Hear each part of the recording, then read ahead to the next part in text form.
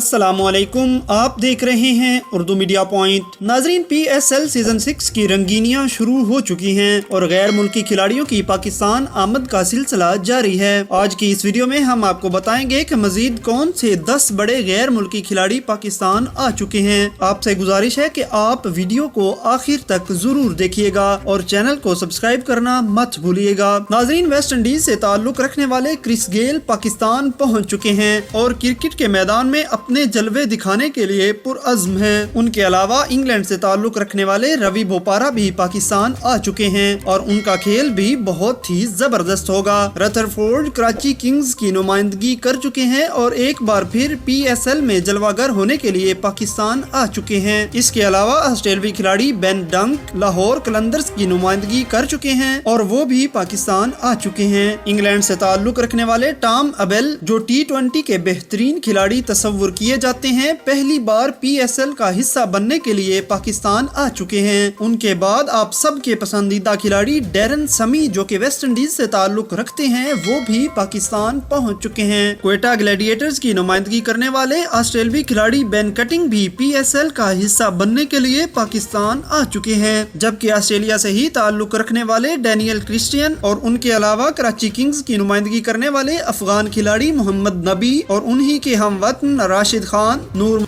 और कैस अहमद भी पाकिस्तान पहुंच चुके हैं। दोस्तों, उम्मीद करते हैं कि इस बार का PSL जबरदस्त रहेगा और नाजरीन को दिलचस्प मुकाबले देखने को मिलेंगे। दोस्तों, आप आज की वीडियो के बारे में कमेंट्स बॉक्स में अपनी राय देना मत भूलिएगा। अल्लाह निगहबान।